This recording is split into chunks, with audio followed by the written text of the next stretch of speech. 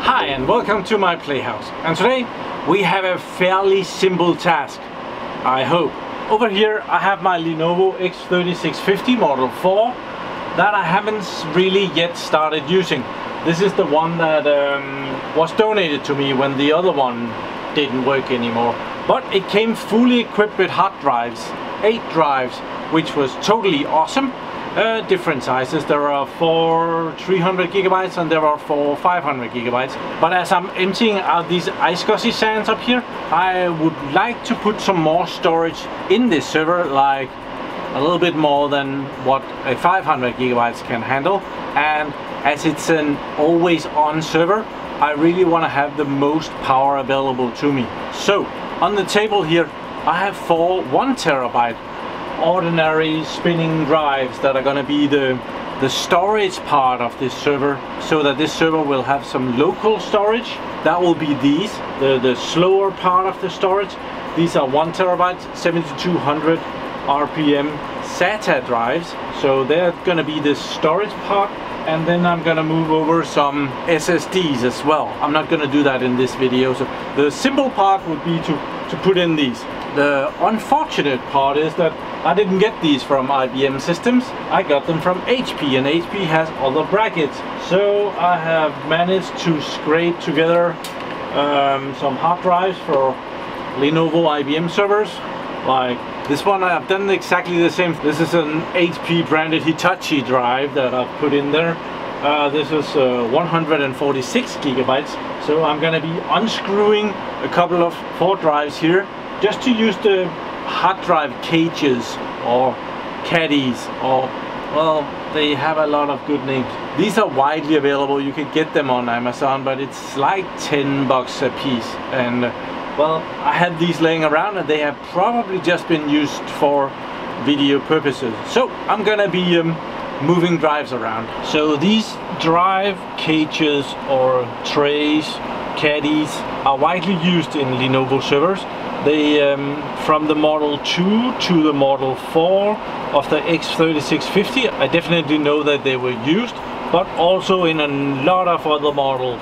In the M5, they changed out this caddy for something else.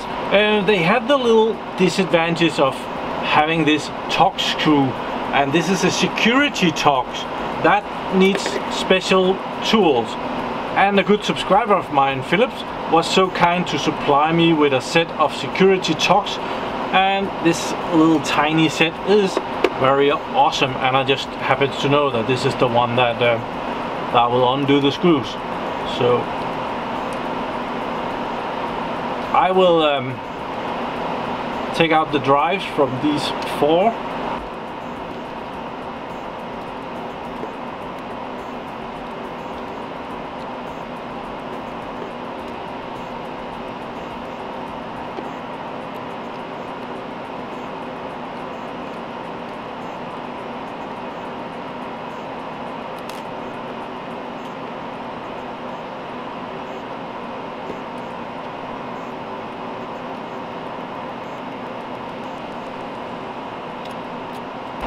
There we are, and this is actually a SAS drive, so a little better I/O on this one probably, but the cage is the same, so I'll save that. Security Torx like this are also available in small bits, like this. This is in size number 8. I do actually believe that this one was a size number 9, so, but number 8 will work as well. So just to work a little bit faster, I'm going to be using that as well.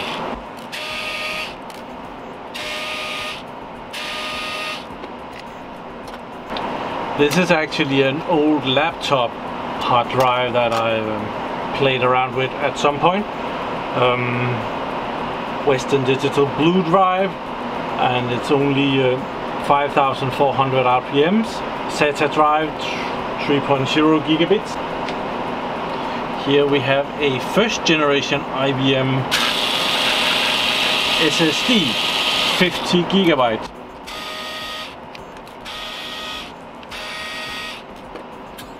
If you look at these screws, you can see that there is something white on them. That's actually for the screw to sit better in the hard drive and not fall out by itself. So with this white residue on there, the screw is not really gonna go anywhere. It's like a gluish thing, but it doesn't dry up. It's very much like heating compound in some way, although that's not the purpose of it. Okay, so here we are. After just a little bit of screwing around, we have the hard drives mounted in these cages. This is something that you can do on these Lenovo servers. I have heard that if you do this on a HP server, like this is actually HP branded hard drives, so if I was to go the other way around on an HP server and put in a Lenovo hard drive or some other drive, like if I had a couple of these laptop hard drives and put those in, well, the HP server would be very protective about those, and you would not be able to have a quiet server. It wouldn't know this hard drive, and therefore it will use the fans a lot more. And for those of you who are looking for quiet servers, well, that's not the way to go, at least. But Lenovo servers, they don't really give a insert word there. Okay, so we are in the BIOS of this IBM/Lenovo server. I still don't know why they don't exchange that to Lenovo. Well, I just don't know. We are going into system settings. In here we have the adapters and UEFI drivers there, because the rate controller can be controlled from the UEFI. So we have that at the very top here. We have the AVAGO EFI SAS driver. Go gadget, and we want number 1 web BIOS. There. And let's see if the mouse works. It does not. This is a weird thing with my keyboard, so I just need to pop in a regular stupid mouse. Where did I put that? Regular stupid mouse installed, and suddenly the mouse over here is a lot more. It don't just go up and down over here, but it's usable over here. I can use the keyboard for all of this. So what do we see? We see all configurations. Let's have a preview of what the rate controller sees in here. It has not imported group there, and it has another group here.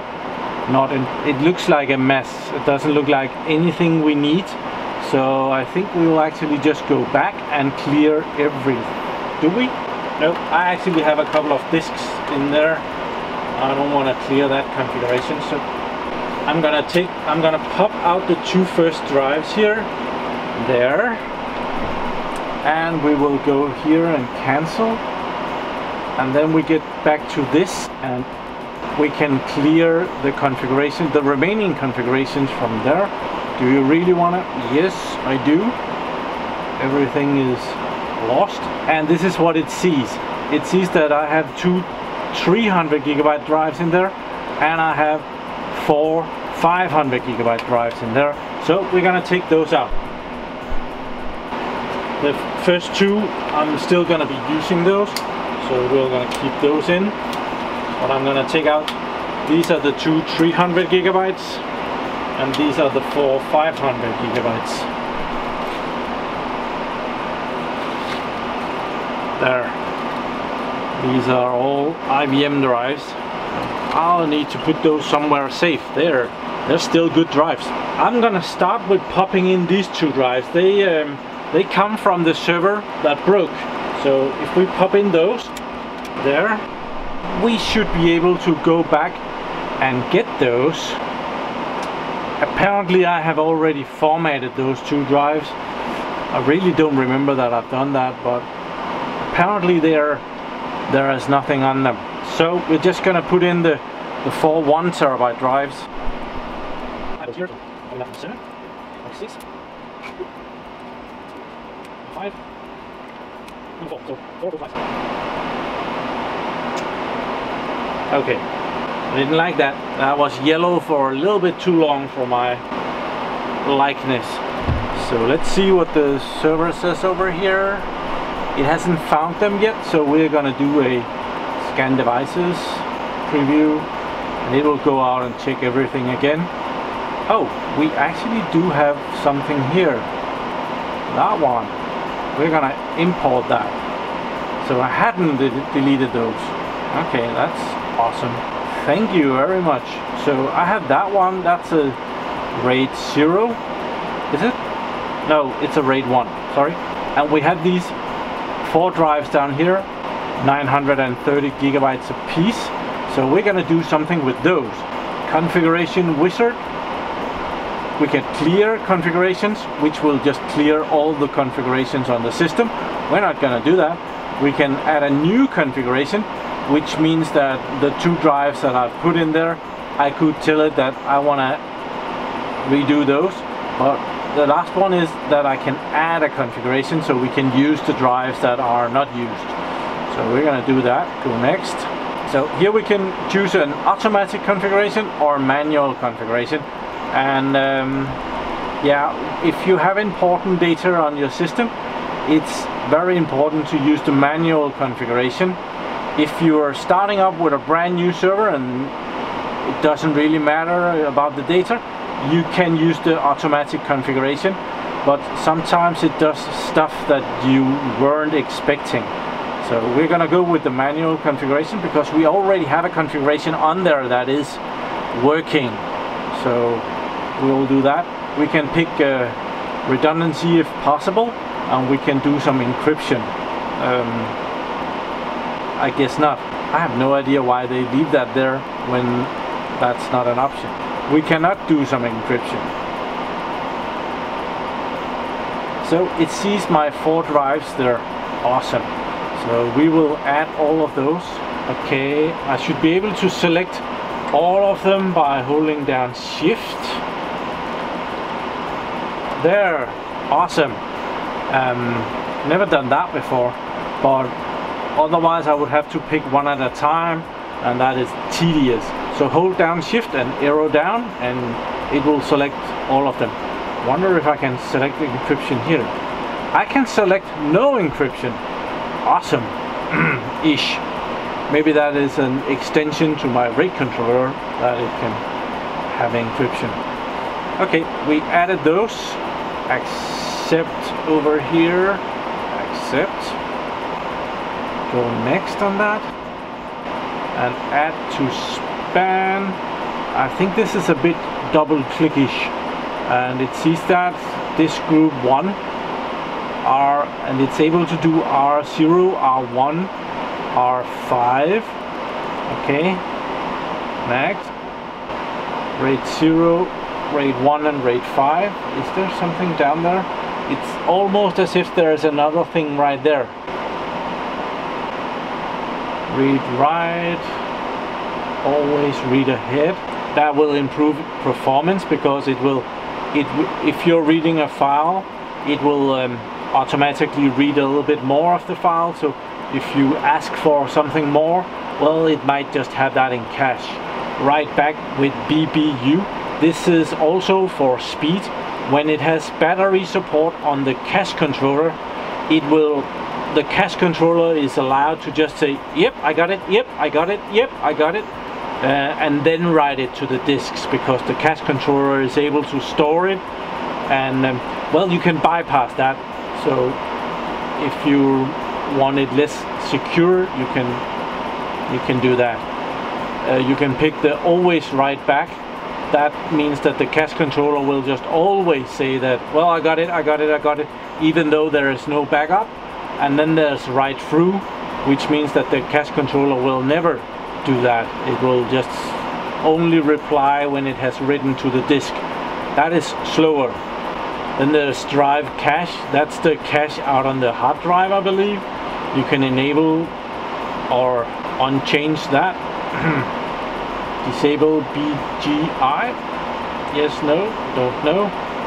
But well, we have to make our drive here. In RAID 0 we have 3.6 terabytes available.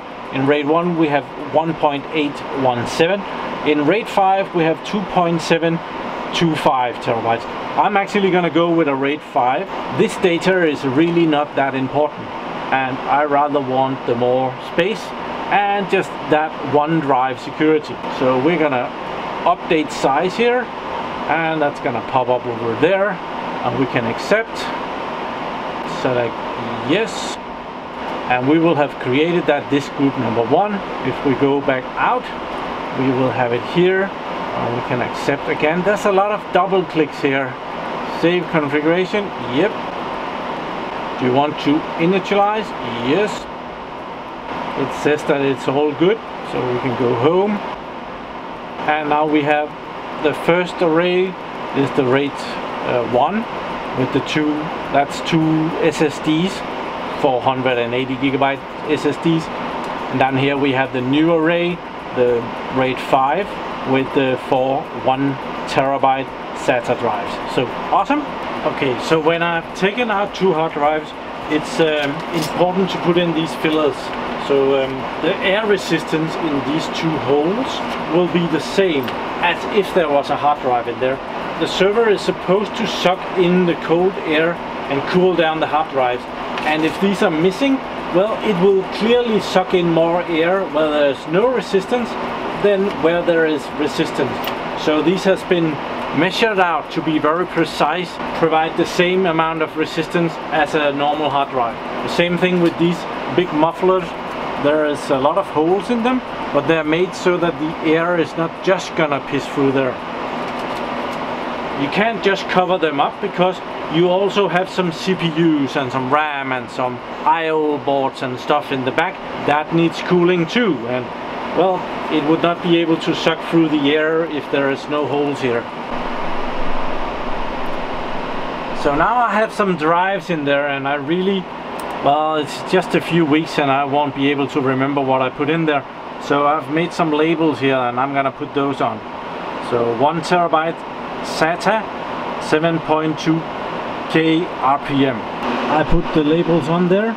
I also went ahead and put labels on the 2 SSDs over here, where I made the mistake of taking out this drive while it was in a RAID and while the server was on. It did not like that. So right now the RAID controller is really pissed at me, so I have to go in there and make it good again. Instead of showing up as a drive, it's just saying that it's missing the backplane. So let's go into drives. It actually does see the drive in here, it's there, and it's an unconfigured. So if we select properties and go, we have the drive here. That's the, yeah, we have the information, and it's an unconfigured bad because I pulled it out. So we're gonna change that and make it a unconfigured good. The drive is, well, it's all good. It was me that fucked up. I shouldn't have done that. So let's configure that as an unconfigured good. There. And let's go back home. See, the drive should pop up now. Is it? Does it? Yeah, it still says that it's missing here, but now it's actually popped up down here. So maybe we can ask it to go into here. Can we? No. Tap it down there. What can we do? We can make it a global hotspot. We can put it, okay, we can put it in array there. Okay, so we can actually put it back into the array here, I think. Let's see how it takes that. Operation is not supported. Replace missing PD.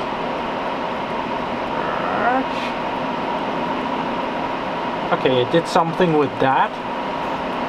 Home. Let's see if it did anything good. Okay, now it's in, but it's offline, so we have to go in again and put it tell it to go online. Make online. Go. Blah blah blah blah blah. Result in data corruption. Yeah, I haven't had the operating system running on this, so it's probably okay. So probably that's okay. Yeah, it looks like everything is good again, from out here at least. Okay, so it's all good again, and the last little bit there was just me being stupid because I wanted to put some nice new labels on down here, and I couldn't remember what the hard drives were, so I just popped out the first one to look at it, and then it, well, blew up in my face. Don't do that, but next time I don't have to pop out a drive to see what the drive is, because now I put a label on it. So awesome. A short message to my Patreon supporters. Patreon has decided not to go ahead with the new payment thing because of the much criticism that they got. Patreon had decided that me as the creator, I should get more money and the Patreon should pay for the fees. And well, as it might have seemed like a good idea to give the creators more money and have the patrons pay for it, it didn't go down well, and a lot of people got pissed at Patreon and started to drop their Patreon support for different creators, so the creators could also see that this wasn't a good thing. So now they're not going ahead with that, so everything is back to normal on Patreon. And if you're one of my awesome Patreon supporters, please remember to go in and watch the videos. There are now more than 50 videos for patrons. More or less it's a walk around of what I do here. I'll be making a Patreon video later today to tell my patrons about what I've been achieving this weekend. So thank you very much for watching my videos. Do subscribe to my channel so that you can see me again, and have a really nice day. Bye bye.